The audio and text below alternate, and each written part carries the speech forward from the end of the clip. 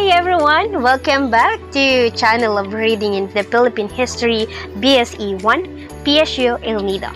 Alright, so for today's video, we were going to discuss the difference between external and internal criticism to line up for the primary and the secondary resources. Alright, we are already know that when you scroll down to this channel, you already watch the videos when it comes of explaining the primary and secondary sources. So yes, you are in a good channel and let's watch. Alright, so let me just give you a very quick explanation about our topic. External and internal criticism. External criticism refers to the authenticity or genuineness of the documents. Sometimes it's called lower criticism. And for internal criticism, it is determining if the content is accurate or reliable. You want more explanation? Just keep on watching.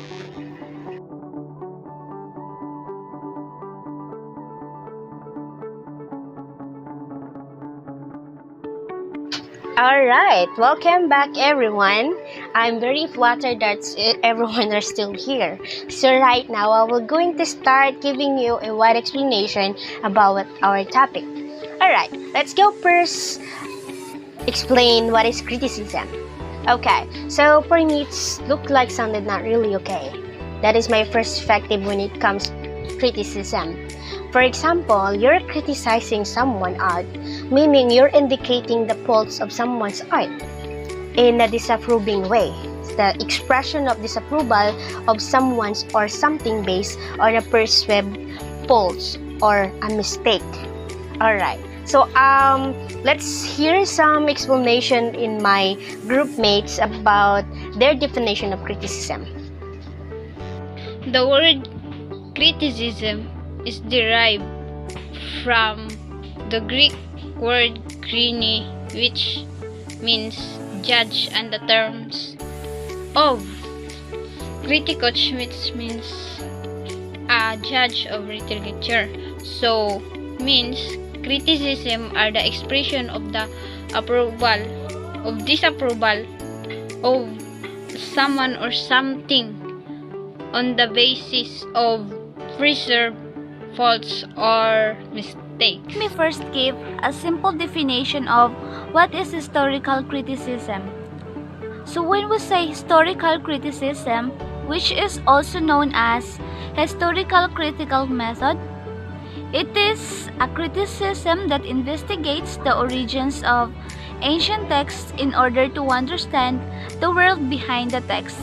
This may be accomplished by reconstructing the true nature of the events that the text describe. Alright, that's good. Thank you so much everyone for participating. Thank you so much. Alright, so right now, let's go back to that topic. Alright, but when it comes to historical resources, criticism such a crucial job that is done by historian just to establish the credibility and truthfulness of one document. That is why I'm telling here that when you're examining a source, but just for clarification, the source that we were talking about here is our historical sources, okay? So, historian must conduct internal criticism and external criticism. It is a historian job to check if the artifact and documents of the past are being realistic or it is just a fake. But there's a fine line of difference of internal and external criticism. You see that picture? Let's proceed. Okay, so now let's go first tackle the external criticism. What is external criticism? External criticism is also known as lower criticism. It is a tool used by historians to determine the validity of a document, particularly a document with some sort of historical significance. It is also a process by which historians determine whether a source is authentic or genuine by checking the validity of the source. External criticism also refers to the evaluation of a document in order to test its authenticity. It is the information concerning the author, the place, and the time it was written, or if the document is written correct. The external criticism, like what you see in your screen at the left side. Alright, when you say external, it means belonging to or forming the outer surface or structure of something, or sometimes it coming or derived from a source outside the subject affected. Alright, so external criticism now, this is the practice of verifying the authenticity of evidence by examining its physical characteristics. So meaning, we are looking the quality of the paper, the type of the ink that they use to write the document. It is based, maybe we're asking if is it based on the language that they use while writing the documents. So it is physical characteristics, the consistency with historical characteristics. Like if the document, for example, if the document was produced in 1940, meaning the tools that they use when writing that document has been produced in 1914 was an ink. If you can understand my explanation is, I'm telling here that if there is a document that was produced in 1940, so meaning when applying external criticism, we're looking for the tools that they use to write that document.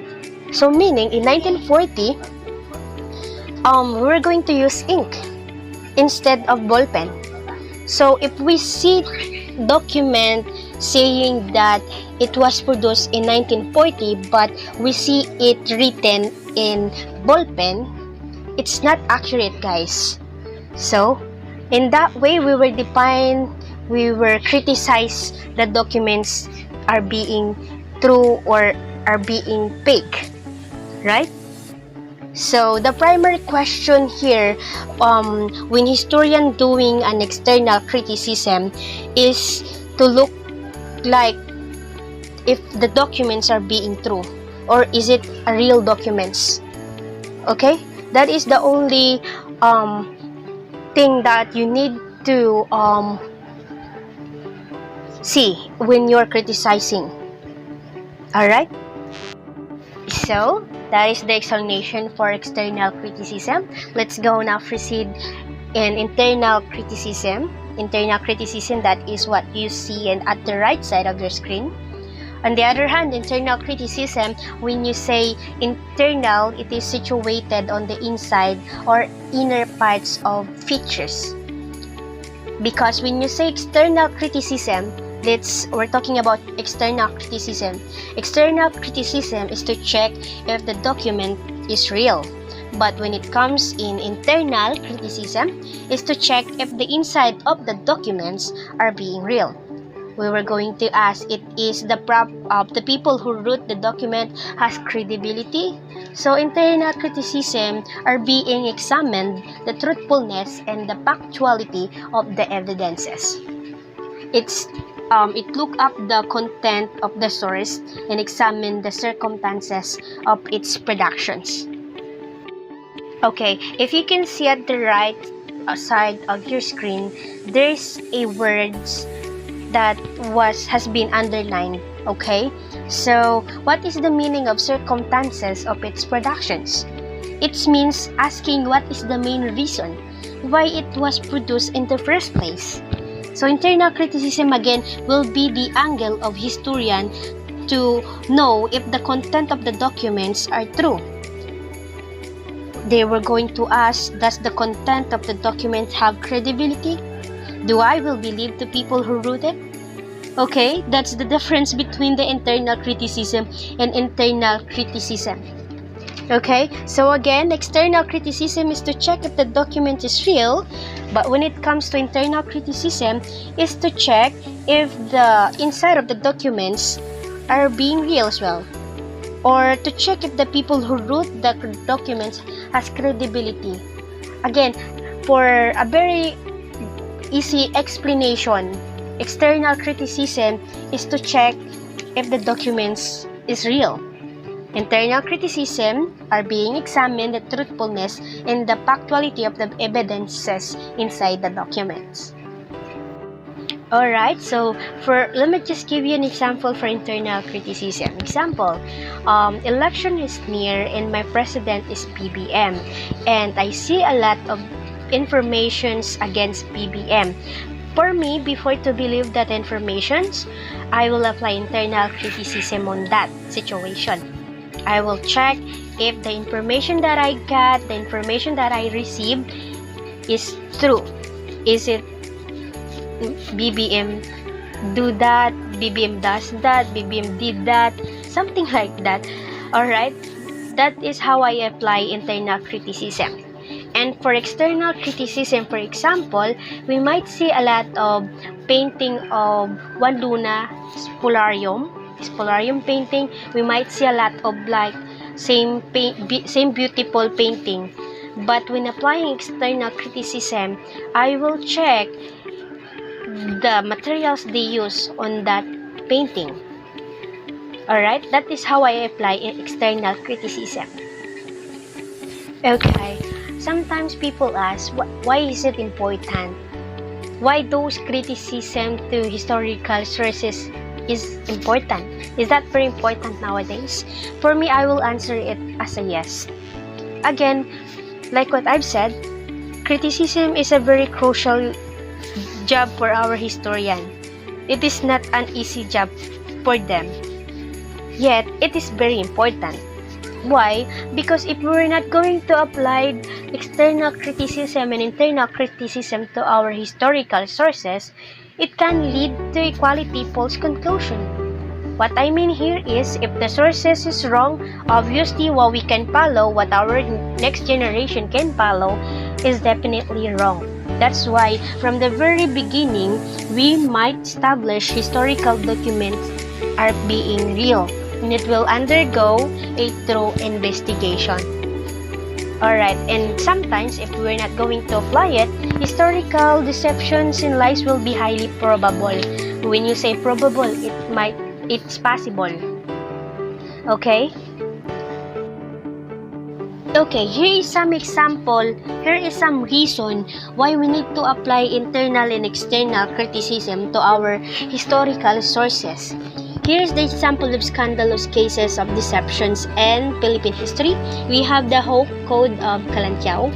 The code was a set of rules contained in an epic in Maragtas, allegedly written by a certain Dato in Kalantiao in 1413.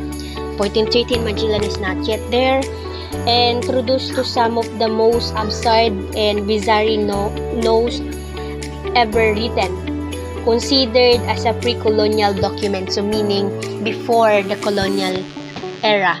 This document was later sold to the National Library, they said, but there was no historical evidence to prove its authenticity. An American historian, William Henry Scott, was able to identify the person behind the falsehood, that is Jose E. Marcos. That's great, Marcos. And as it turned out, it was fabricated myth submitted by Marco to the Philippine Library in 1940. So that is the reason why we need to apply the internal and external criticism to our historical sources. Right? Alright, that's all. I hope you guys learned something from us. That's our explanation to our topic when it comes of applying internal and external criticism to our historical sources. And why is it important to our historical sources as well. Alright, so if you have any clarification, don't hesitate to DM us or DM our instructors, Mr. Jolly Pineda, and please don't forget to subscribe to our channel, Reading in the Philippine History PSE 1, PSU El Nido. Goodbye!